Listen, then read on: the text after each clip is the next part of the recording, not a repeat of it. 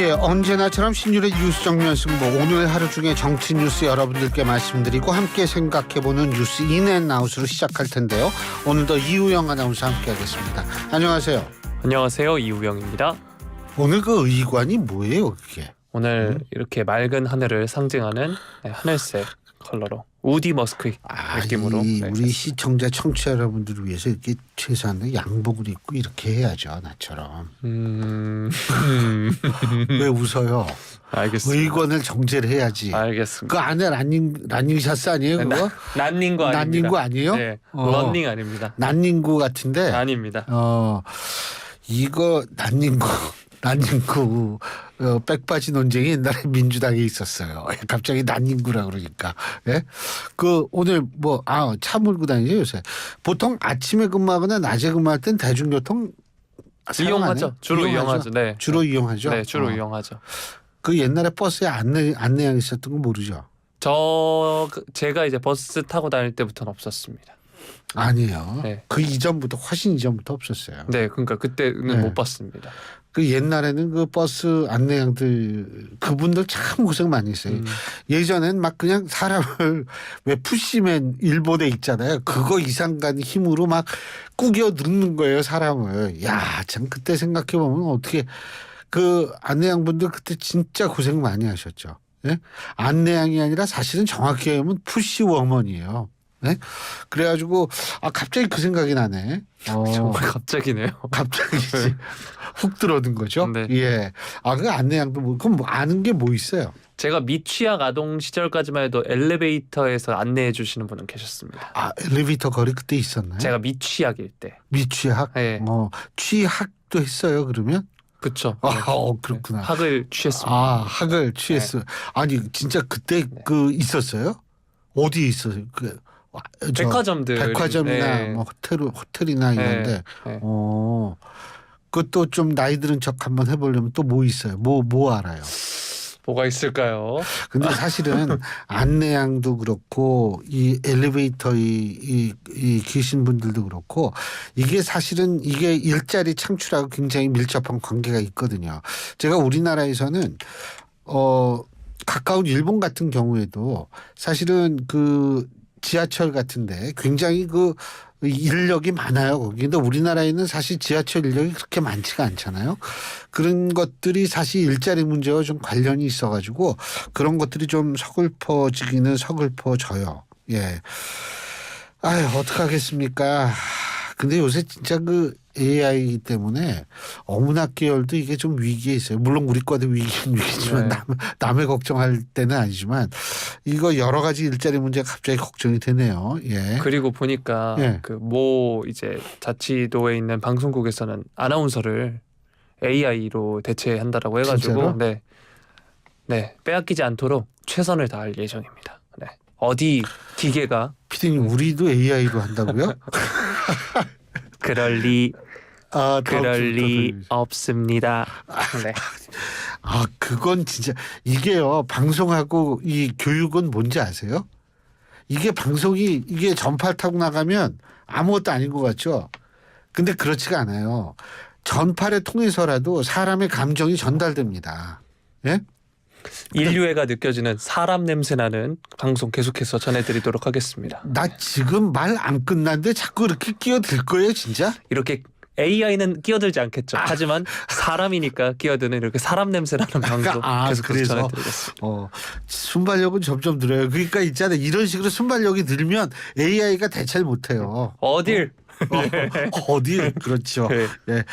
참 그리고 여러분 우물정공구사하고 샵 0945로 문자를 보내주세요. AI 그거 사실 그게 정확하지도 않아요. AI가 우물정공구사하고 샵 0945로 문자를 보내주시면 제가 방송 내용에서 충분히 여러분 의견 반영하도록 하겠습니다. 짧은 문자 50원, 긴 문자 100원의 유료 문자임을 말씀드리고요.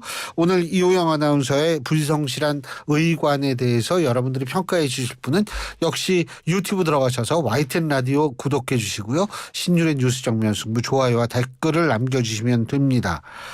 네. 앞으로 란닝구 입고 오지 마시고. 란닝구 아니고요. 네. AI라고는 조리독감밖에 모르는. 그렇죠. 네. 그것도 참 그러고 보니까 조리독감이네. 예. 자 오늘 어떤 얘기부터 해볼까요? 네, 총선 판도를 가를 한강과 낙동강 대진표가 확정됐다는 소식 먼저 다뤄보도록 하겠습니다. 이번 총선 핵심 승부처럼 꼽히는 한강벨트, 낙동강벨트의 대진표가 사실상 확정됐다는 건데요. 현재까지 여야의 공천 결과를 종합을 해보면 서울에서는 한강과 닿은 14개 지역구에서 여야 후보 공천이 모두 완료가 됐습니다. 이 한강벨트부터 먼저 살펴보면 강의 남쪽은 국민의힘, 강의 북쪽은 더불어민주당이 견고한 지지세를 구축하고 있다고 하는데요. 대통령실이 있는 용산을 중심으로 한강을 따라 늘어선 7개 자치구, 마포, 용산, 성동, 광진, 동작, 영등포, 강동에 양천을까지 더해서 14개 지역구를 한강벨트로 볼 수 있다고 합니다. 국민의힘 입장에서는 한강벨트가 만만치 않은 지역이라고 하는데요. 용산을 제외한 13개 지역구 모두 민주당 의원이 현역으로 있습니다. 그럼에도 한강 주변은 서울에서 집값이 높은 편이라 기대를 걸어볼 만하다는 게 국민의힘의 분석이라고 하는데요. 지난 대선 당시에도 이들 7개 자치구에서 당시 윤석열 후보가 민주당 이재명 후보를 앞섰다는 점에서도 기대를 걸고 있습니다. 앵커께서 늘 강조하시는 선거에서 가장 중요한 것 중에 하나죠. 바람. 네, 바람이 중요하다고 하는데요. 네. 내가 언제 바람이 제일 중요한 건 선거 구도. 중요한 것 중 하나라고 말씀드렸습니다. 중요한 것 중 하나. 네. 아주 이제 능글능글하게 아주 그냥 예, 여러분 확실히 AI가 아니라는 거는 여기에서 이제 아셨을 것 같아요. 네. 예. 자, 중도 부동층이 밀집한 서울은 민심의 바로미터로 꼽힙니다. 선거가 다가오면서 출렁이는 여론조사 지표에 국민의힘 지도부가 신경을 곤두세우고 있는 이유기도 한데요. 최근 발표된 여론조사들을 보면 한강벨트에서 여당 후보가 열세를 보이거나 박빙의 사례가 여럿 확인되면서 바짝 긴장한 모양새입니다. 자, 오늘 첫 번째 소식부터 이 여론조사가 굉장히 많이 인용이 되니까요. 잘 들어주시기 바랍니다. 자, 수고하십시오. 네. 예. 자, 한강벨트 중에서 여야가 핵심 승부처로 꼽는 중성동갑, 사실 이 공천 전부터 이야기가 많이 나왔던 지역이죠. 민주당은 전현희, 그리고 국민의힘은 윤희숙 후보가 오차 범위내 접전이라고 합니다. 최근 4차례 총선에서 여야가 절반씩 승리한 곳인데요. 오늘 공개된 동아일보와 리서치앤리서치의 조사를 보면 508명을 대상으로 했고요. 전 후보가 42.9, 윤 후보가 36.6%를 각각 기록을 했습니다. 광진, 을에서 맞붙는 현역 민주당 고민정 의원과 국민의힘 오신환 후보도 비슷한 양상인데요. 이번엔 KBS가 한국리서치에 의뢰해서 지난 8일부터 10일 실시한 여론조사입니다. 남녀 500명을 대상으로 했고요. 고 의원이 40%, 오 후보가 33%로 오차 범위 내에서 경쟁을 벌이고 있다고 합니다. 자, 운동권 빅매치로 주목받는 마포, 을의 경우에는 최근 민주당 현역 정청래 의원이 44%, 그리고 국민의힘 함은경 후보가 16%여서 오차 범위 밖에서 앞서고 있다는 여론조사 결과가 나왔는데, 이는 조선일보와 TV조선 의뢰로 K스탯 리서치가 지난 9일부터 10일 남녀 500명을 조사한 결과입니다. 자, 그리고 하나 더 살펴보면요. 동작 을에서 5선구제에 도전하는 국민의힘 나경원 후보가 50%로 이제 경찰 출신 민주당 유사명 후보를 오차 범위 밖에서 앞서고 있는데, 이것은 MBC와 코리아 리서치의 10일에서 11일 조사고요. 500명 대상으로 한 결과입니다. 네, 국민의힘이 요게 잠깐만 요 모든 조사는 전화 면접 조사임을 제가 말씀드립니다. 이게 우리 청취자 여러분 잘 그 실감을 못 하셔서 그렇지 이거 무지무지하게 어려운 겁니다. 자, 우리 이호영 아나운서한테 마음속으로 박수를 보내주시면 감사하겠습니다. 예. 네, 자세한 내용은 중앙선거 여론조사심의위원회 홈페이지를 참조해 주시면 되고요. 자, 국민의힘이 어제 서울의 간판 정치인이면서 한강벨트 탈원에 나선 나경원 후보를 공동 선대위원장으로 내세우기도 했죠. 그만큼 한강벨트의 승부가 전체 총선 판도를 좌우할 것이다, 이렇게 판단을 하고 있다고 합니다. 민주당 역시 국민의힘에 맞서서 수성의 사활을 걸고 있는데요.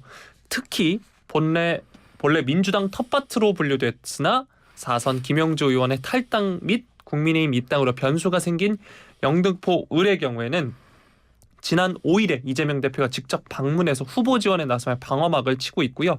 국민의힘의 경우도 어제 한동훈 위원장이 영등포를 방문하기도 했습니다.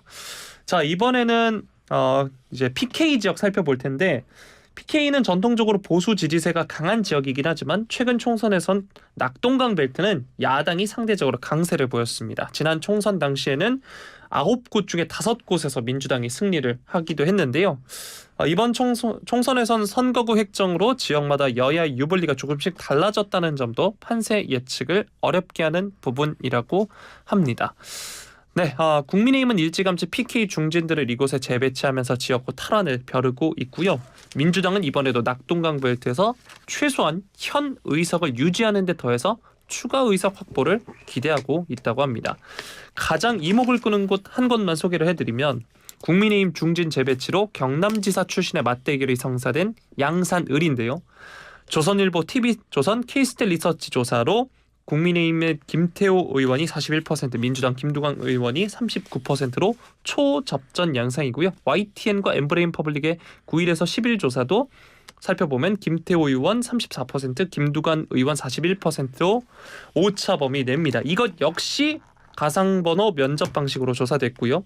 자세한 내용은 중앙선거 여론조사 심의위원회 홈페이지를 참조하시면 됩니다. 네, 예. 감사합니다. 아이, 별 말씀. 네. 자, 이렇게 대진표가 확정된 한강과 낙동강 벨트 지역입니다. 여야의 선거구도 어떻게 보고 계신가요? 제가 볼 때에는 사실 앞으로 이 깜깜이까지 한 2, 3주 남았거든요. 여론조사 이제 우리가 공포 금지 기간이 깜깜이라고 얘기를 하는데 지금 현재 대부분의 지역들은 정말 박빙입니다. 오차범위 내에서 되는 거고요. 오차범위라는 거는 사실 간단히 얘기한다면 약간 틀릴 수도 있는 범위다 이 얘기거든요. 그렇기 때문에 여기에서 누가 우위고 누가 아니고 이거에 대해서 뭐 그렇게 크게 비중을 둘 필요는 없지만 그만큼 근소한 차이다라고 볼 수가 있는 거고요. 그런 의미에서는 사실 뭐 낙동강 벨트든 한강 벨트든 이게 사실 이거 이름 그냥 붙이기 나름이에요. 뭐 이 지역이 유달리 이 지역을 차지하면 마치 무슨 뭐 중원을 차지하면 뭐 어떻게 된다는 이런 의미가 아니기 때문에 다 중요하지. 254개 지역구 중에 중요하지 않은 지역구가 있어요. 다 중요하죠. 그런데 이 오차범위 내에서 박빙 이루고 있다라는 이런 측면에서 우리가 이번 총선 결과는 예측하기가 굉장히 힘들다. 단 선거에서 가장 중요한 선거 구도가 어떻게 움직이는가를 우리 청취자 여러분들께서 이렇게 눈여겨보시면 됩니다. 그런데 사실 그 3년 차에서는 이른바 정권 심판론이 당연히 가장 우세할 수밖에 없는 거예요. 집권 3년 차에선. 그런데 과연 지금 일반적인 집권 3년 차에서 나타나는 정권 심판론이 지금도 그만큼 강세를 띠고 있는가 이런 부분을 한번 눈여겨보실 필요는 있을 거라고 생각이 들고요. 그리고 여러분 궁금하시잖아요. 그죠? 야, 어디선 누가 되고 이런 거 궁금하시잖아요. 근데 그런 거를 말씀드리면 선거법 위반이 되기 때문에 그런 거는 말씀을 드릴 수 없고 그러니까 초박빙이다. 이렇게 여러분이 그냥 생각하시면 되고 그만큼 관심을 두신 만큼 여러분들이 선거날 여러분의 뜻을 확실히 표현하시면 됩니다. 네, 감사합니다. 확실히 AI는 아니네요. 네, 예. 그렇죠. AI에서는 바로 반응이 나왔을 때 저는 그렇죠. 1, 2초 정도 말을 일부러. 네, 그렇죠. 예. 3876번님이 지금 뭐라 그러는지 아세요? 맞아요. AI 싫어요. 신율의 뉴스 정면 승부 계속 인간미 넘치는 방송으로 듣겠습니다. 감사합니다. 3876번님. 우리 좀 전 인간미가 넘쳐 흐르니까 좀 인간미를 좀 발휘해봐요 좀. 전 누구보다 사람 냄새 나는 사람입니다. 아 그래요? 네. 제가 가장 좋아하는 노래 제목이기도 하고요. 사람 냄새라는 노래 제목이 있어요? 네, 게리 정인이 부른 사람 냄새라는 노래가 있어요. 사람 냄새. 네. 듣기에 따라서는 약간 공포 버전이 될 수도 있어요. 그런 건 아니고요. 그러니까 인간적인 어디 사람이 있지 뭐 이런 거 있잖아요. 인간적인 향이 뱀파이어들이나 뭐 이런 거. 예. 그렇군요. 7260번님은 5년 후면 이유영 아나운서가 메인 MC가 될 거라는 게 조금도 의심이 없습니다. 그 친구분이신 것 같아요. 네. 예? 7260 친구분 맞죠? 5년이요? 5년보다 더 짧게 보겠습니다. 5년은 버텨야 되는데 제가. 네. 예. 1113번님 이우영님의 AI 목소리 녹음의 대체에도 잘 어울릴 듯해요. 예, 그렇군요. 네. 이우영 아나운서의 목소리 AI로 녹음을 해가지고 대체를 하면 어떨까? 그래도 이제 오리지널 못지 못하겠죠. 그래요? 네. 난 A가 날 것 같은데. 오늘 여기까지 하겠습니다. 예. 자, 다음 소식 다뤄보도록 하겠습니다. 4월 총선을 한 달 정도 앞두고 있는데 국민의힘 일부 후보들의 과거 발언 논란이 잇따라 불거지고 있습니다. 국민의힘은 논란 당사자들의 사과 이후 기존의 공천 결정을 유지한다라는 이야기인데요. 자, 일단 살펴보면 당 공천관리위원회가 어제 회의에서 2019년 5.18 민주화운동 폄훼 발언으로 여론의 문매를 맞은 도태우 변호사의 대구 중남구 공천을 유지하기로 결정을 했습니다. 이에 대해 공관위원인 장동혁 사무총장이 오늘 SBS 라디오에 출연을 했는데요. 문제가 된 건 맞다라고 하면서 도 후보의 두 번째 사과 입장문을 통해 5.18 정신에 대한 도 후보의 입장이 명확해졌고 사과의 진정성도 느껴졌다고 판단됐다. 국민께서도 그 부분까지도 지켜봐 주시리라 생각한다 말을 했습니다. 이 도 후보의 어제 사과문을 보면 과거의 미숙한 생각과 표현을 깊이 반성하고 자유민주주의를 위해 싸우는 5.18 민주화운동 정신을 존중하고 충실히 이어받겠다 이렇게 말을 했습니다. 앞서서 도 변호사는 한동훈 비대위원장의 공천 재검토 요청으로 공천 취소 위기에 몰렸지만 두 차례 대국민 사과를 통해서 몸을 바짝 낮췄고요. 당 핵심 관계자에 따르면 이 공천 유지 결정과 관련해 더불어민주당이 계속 공격하겠지만 후보의 명확한 입장이 있고 그 입장이 충분히 국민을 설득할 수 있는 부분이 있다면 우리가 후보 결정을 취소해야 할 것은 아니다. 방어 논리가 충분하다. 이렇게 설명을 했습니다. 자, 한편 또 이른바 난교 발언으로 논란이 된 장해찬 전 청년 최고위원에 대해서는 부산 수영 공천을 유지한다는 방침인데요. 친윤계로 분류되는 장 전 최고위원 지난 2014년 약 10년 전 페이스북에 매일 밤 난교를 즐기고 예쁘장하게 생겼으면 남자든 여자든 가리지 않고 집착되는 사람이라도 맡은 직무에서 전문성과 책임성을 보이면 프로로서 존경받을 수 있는 사회가 건강한 사회이지 않을까라고 적은 게 문제가 된 겁니다. 이 외에도 이명박 전 대통령보다 이승만, 김대중 전 대통령이 더 싫다 이런 과거의 게시글도 도마 위에 올랐는데요. 이와 관련해 장 전 최고위원이 어제 SNS에 방송이나 정치를 하기 전이라고 해도 정제되지 않은 표현을 조심했어야 한다고 생각한다라고 하면서 사과를 했습니다. 국민의힘은 공직이나 당직을 맡지 않은 일반인 시절 한 발언을 이유로 두 후보의 공천을 취소할 수 없다라고 본 거고요. 아울러 과거 발언 논란으로 공천을 취소할 경우 야권의 공세 강화에 빌미를 줄 수 있다는 전략적 판단도 영향을 미친 것으로 지금 보이고 있습니다. 만약 공천을 취소하면 야권의 요구를 수용을 하고 또 공천 시스템 자체에 문제가 있었다는 점을 시인하는 모습으로 비칠 수 있기 때문인데요. 반면 이들의 공천 유지 결정이 수도권과 호남 등 험지나 격전지 표심이 일부 이탈하는 계기로 작용할 수 있다. 이런 우려도 나오고 있습니다. 자, 국민의힘이 과거 발언으로 논란을 빚은 두 후보에 대한 공천을 유지하기로 결정을 했습니다. 이 소식 뉴스인 부탁드리겠습니다. 물론 이 사람 이름이 뭐죠? 도태우요. 도태우인가요? 네. 도태우 후보라는 사람이 두 번 사과를 했다라는 거는 뭐 알겠어요. 두 번 사과를 했다라는 거는 알겠는데 이 사과가 과연 본인이 사과라는 거는요. 본인이 이 중요한 게 아니에요. 사과를 받는 사람이 과연 그 사과를 받아들일 수 있는가 하는 부분이 중요하거든요. 그런데 지금 사실 5.18 문제 같은 경우에는 호남 전역 플러스 우리가 흔히 호남 원적자라고 얘기를 하거든요. 서울이나 수도권이나 호남 이외 지역에 사는 호남을 고향으로 두신 분들, 이런 분들이 과연 이 사과를 어떻게 받아들일 것인가 하는 부분이 전 굉장히 중요합니다. 그래서 이게 사과를 했으니까 우리가 방어 논리를 세운다. 저는 이 말에는 전혀 동의할 수가 없어요. 왜? 아니 방어 논리를 위해서 사과하는 건 아니잖아요. 지금 아까 뭐라고 얘기를 했죠? 이 방어 더불어민주당이 계속 공격하겠지만 후보의 명확한 입장이 있고 그 입장이 충분히 국민을 설득할 수 있는 부분이 있다면 우리가 후보 결정을 취소할 것이 아니다. 방어 논리가 충분하다. 이거는 본인들의 생각이지. 본인들의 생각을 들으려고 우리가 하는 게 아니에요. 지금. 예? 사과라는 건 계속 반복해서 상대방이 받아들일 때까지 해서 안 되면 그땐 또 다른 어떤 방법을 생각해 봐야죠. 그런데 저는 과연 이렇게 두 번이나 했으니까 국민을 설득할 수 있는 부분이 있다? 어떻게 설득이 되는지는 이게 궁금해요. 그래서 제가 말씀드리고 싶은 것은 뭐냐면 진정성이 느껴졌다고 판단했다. 국민이 진정성을 느끼는지가 중요하지 본인들이 진정성이 있다고 느끼는 거 그렇게 판단하는 거 하나도 중요하지 않습니다.